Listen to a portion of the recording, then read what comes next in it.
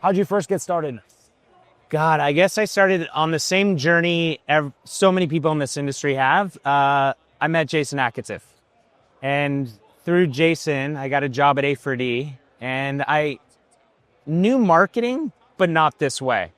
So I got a job in business development, and I saw how much money these young guys were making. And so along the way, I realized that I had the gift of copywriting, but I didn't know. So I figured that if I could write a pre-sale that beat the control for an affiliate, I would give the affiliate that pre-sale and my commission would go up. And then one day I did the math on how much money I could make if I just ran my own traffic. So I'll never forget this moment in my whole life. I started running Yahoo Gemini desktop only traffic for 10-cent clicks. And I go in and meet Akatif at a bar in Encinitas. And he goes, we got there a little bit early. We're seated at the corner. And he's like, how are your ads doing? And I was like, they're doing pretty good. I made $800 today. I made $400 yesterday and $200 the day before. And he's like, ah, shit, here we go. And it was on Hippo's Lifting Firm. And the way that I made that work was everybody was running these ads of saggy arms like this. But I read the script and all it talked about was saggy neck. So I started running images of like turkey necks. And because the copy matched the VSL, most affiliates were running direct ad to VSL with a 0.7 conversion rate. Through the lander I wrote, I was at 2.3. After they click through to the offer page. That's off the ad. Direct off the ad. Yeah, because you got to remember at this point that high quality VSL was brand new. So you see a lot of that today, but like there were no TikTok videos. This is 10 years ago, right? And then I just got hooked. And so I got addicted to traffic and we started running more and more Yahoo. And then fast forward, I was Yahoo Gemini's largest advertiser for 2 years. What were you spending per day? Ah, shit. It's a great question. What? I don't know, actually. I'd probably say like somewhere between 50 and 100 grand. That's about what you're at Yahoo, and this is 20. Yeah. So, but it couldn't take the quality of traffic or the volume of traffic that Facebook could, right? And so, then we started running ClickBank stuff as well. And one of the ways that we grew was everybody was doing Facebook and Google, and there were some guys running Gemini and Native and Taboola and Outbrain and stuff. But like we were the Yahoo guys. Like I had Yahoo on lock. Yeah. And so we would just get referrals from Yahoo, from my buddies with agencies. Like they would just kick us all the Yahoo traffic. And then we started on Facebook. And I remember it didn't work. And I was like, dude, this is so hard. I don't know how these guys are making it work, but there's so much more scale there. And and then that took off. Hired 3 guys, trained them how to basically be affiliates. And then we just started growing. Sick, man. What did you crack Facebook?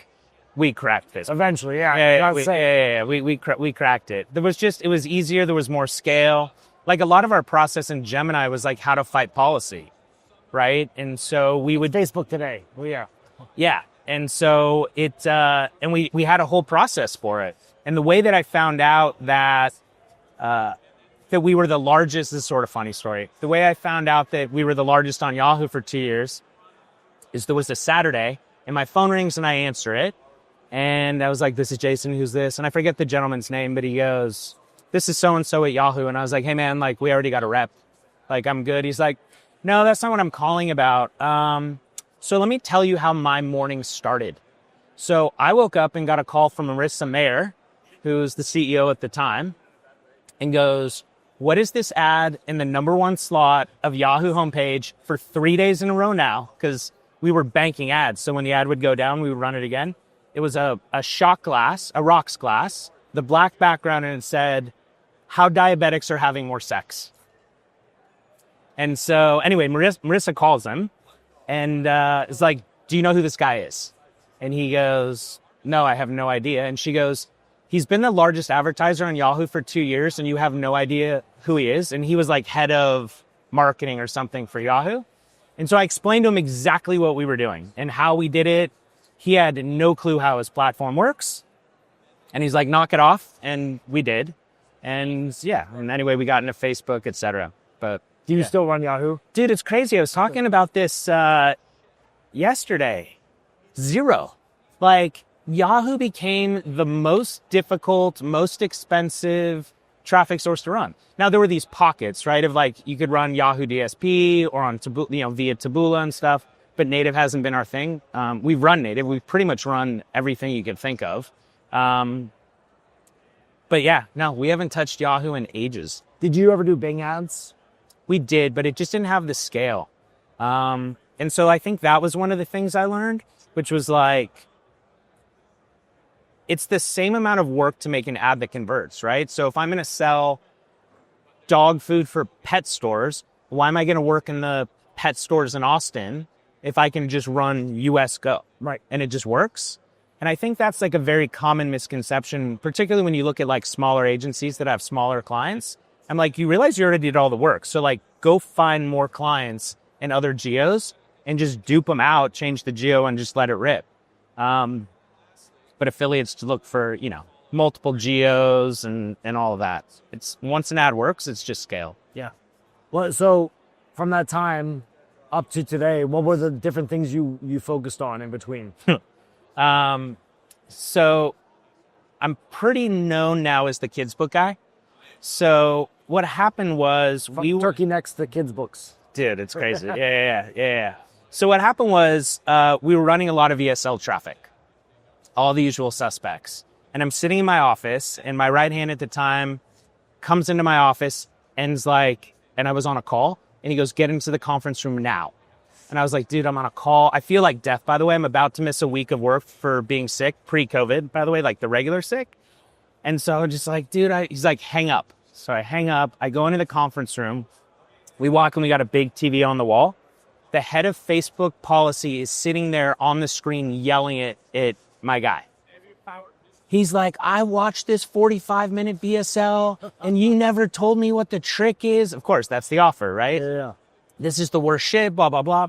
So we set up a meeting. We get on a plane. We fly down to have dinner with him. The head of Facebook policy. Dude, it was the weirdest meeting. It was the weirdest meeting. So we go in. We have dinner with him. And I remember he's like, we ended up having dinner at Facebook, like in their cafeteria. Did you know this guy before? Like, did you have a relationship with him? No. So our rep, she was not amazing, but she's like, I knew you guys were having all these policy problems. So I thought I would just introduce you guys to the head of policy because he can help solve the problem. And I'm like, I was very upset. I was like, look, so if I get tickets for speeding all the time, I do not want to know the chief of police. Like, I do not want anybody to know who we are.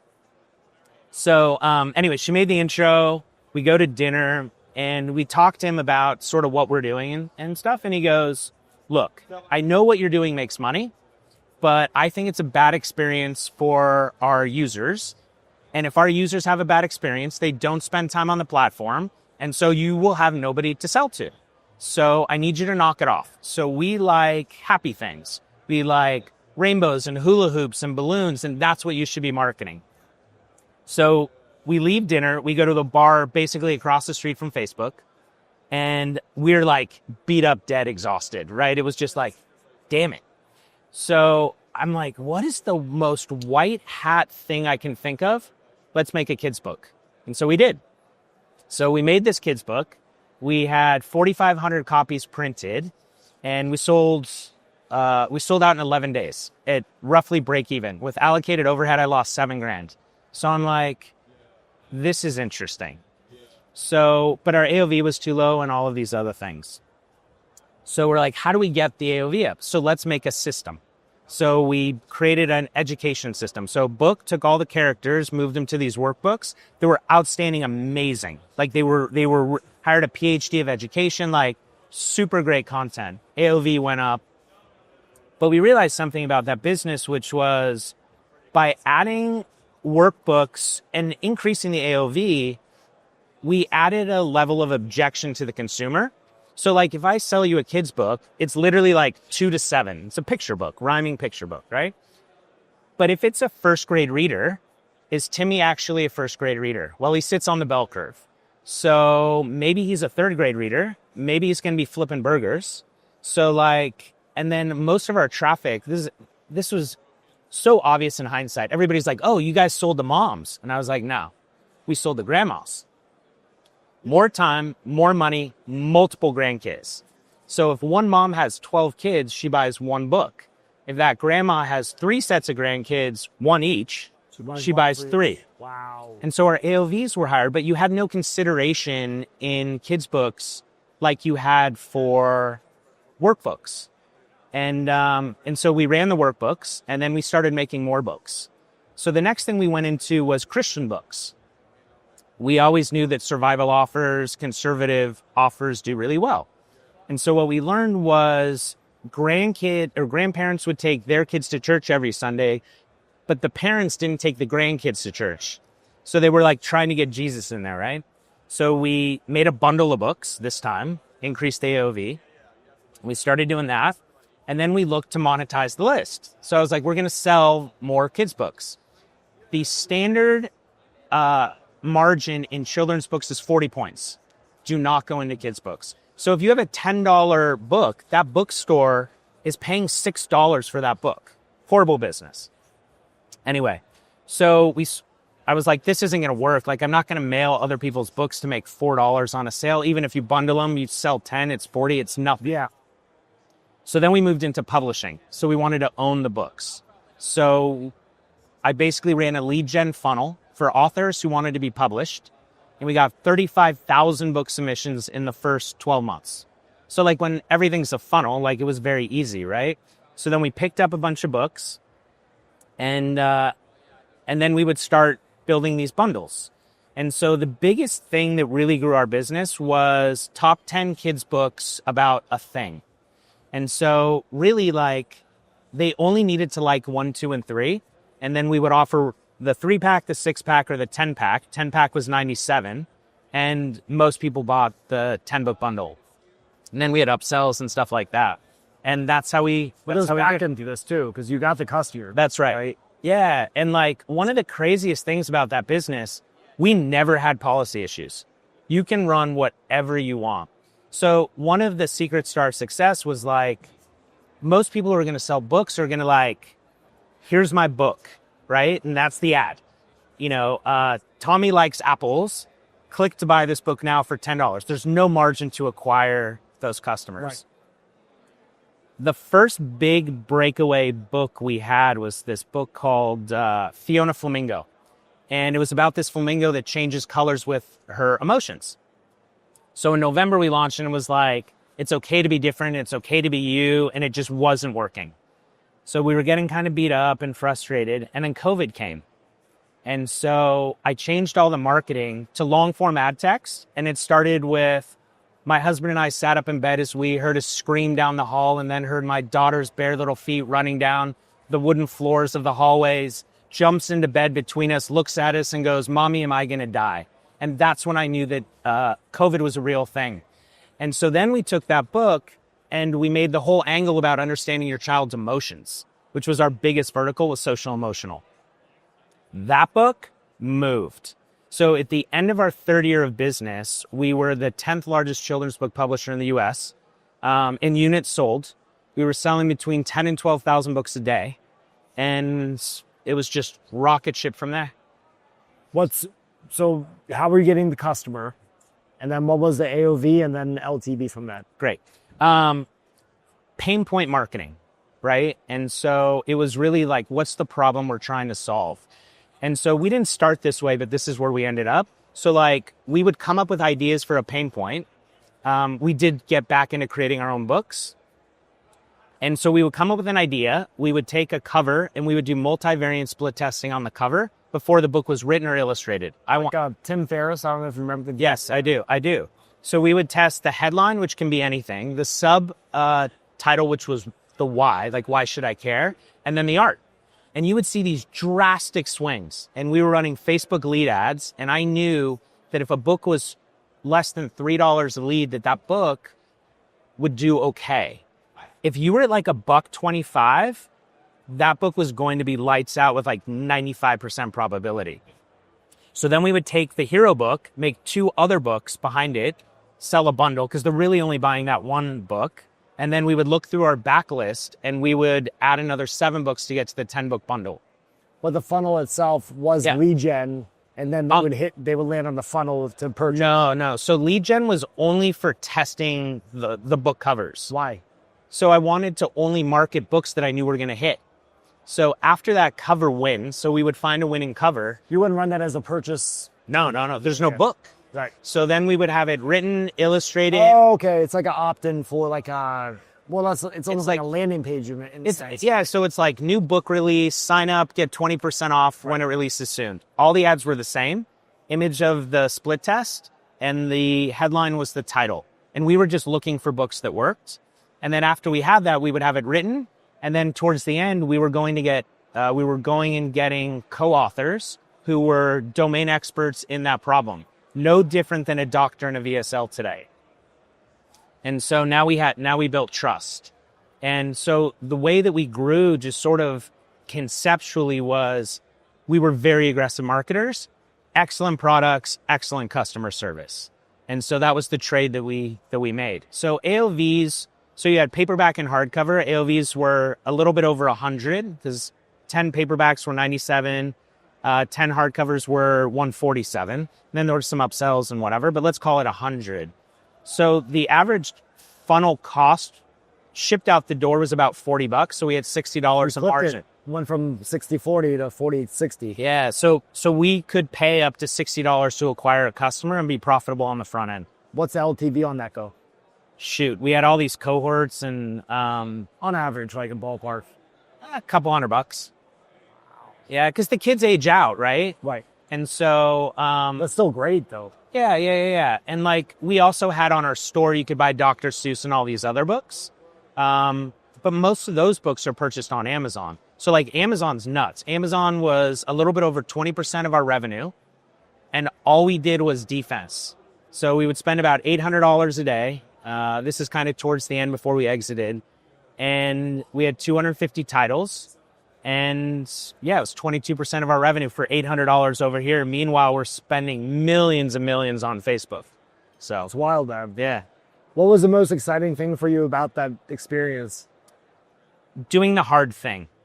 And I think that when the business got to a certain size or level, it wasn't fun anymore. And so I was spending time in accounting and inventory and marketing and publishing and all these meetings. And we just weren't doing the hard thing anymore. Like we had figured it out. Now there were bumps and problems and we had to smooth it all out. But like we were running a business now. We weren't like doing the hard thing. And it just wasn't fun. What were some of the biggest things you learned from that? How many years was it from start to 6? 6 years. Almost exactly. What were the biggest things you learned in those 6 years that you've been able to apply to what you do now, which is more agency? Yeah.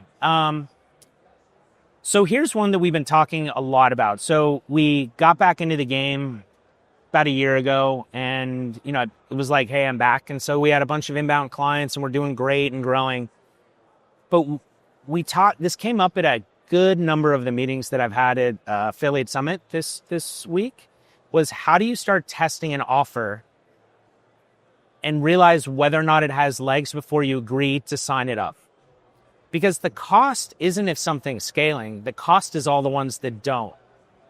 So one of the ideas that we're just toying with broadly, and we don't have a system for this yet, but it was like, how do we bring on an offer in a vertical, come up with templatized standard ads, pre-sale landers, whatever, and start looking at the metrics against the competitive set for that vertical to really reduce the risk. Because really what it comes down to is the risk coefficient. So like, even if you're running with a network and the guy's like, I'll give you $5,000 to test this offer, the expense isn't necessarily the $5,000. It's, do I already have traffic running and I can split it in? There's very little lift. Sure, I'll do it. Give me the $5,000. But if that's a vertical that you're just trying to get into, like you have to just come up with all the new stuff. Sure, maybe you're ripping people, which I hate rippers, by the way. I hate them. We've never ripped. But like, you still have to figure it out. And so if you don't, it's very, very expensive. Not only with the time that you put into the new campaign, but also the opportunity cost where it's taking away from something that is scaling, which at some point is going to die. Right. Right. So like, Totally, right? And so I think that's a big one. So how do you reduce your risk coefficient on the front end? There are a million lessons that we learn in terms of how to position a company for sale. A lot of things we learn. Probably a totally different topic, I guess. But I think the big takeaway for anybody that's going to build a brand, let's say, and wants to grow and scale it and sell it, consistency is the most important thing. So guys who are buying your business or underwriting it or brokers, they want to see a fairly linear connection of dots. And we were not. We went from $1.5 million to 3 million to 20 million to 30 million. And then this one blows my mind. So all the bankers we were talking to were like, oh, like you're doing 30 million, but like your EBITDA isn't where we want it to be. So we dropped our top line, doubled our EBITDA, and then they went, why did it drop? I'm like, you motherfuckers. Like you said you wanted us to increase our EBITDA, so we did. But now you're like, well, why did the top line revenue drop? And so that was my big takeaway. The problem is I think being in this world or operating as an affiliate, you love to hit the gas. Like we love to run hard. Scale, yeah. Yeah, like it's why we do it, really. Yeah. And so it makes it very difficult to position a business properly for sale. Not impossible, it's just difficult.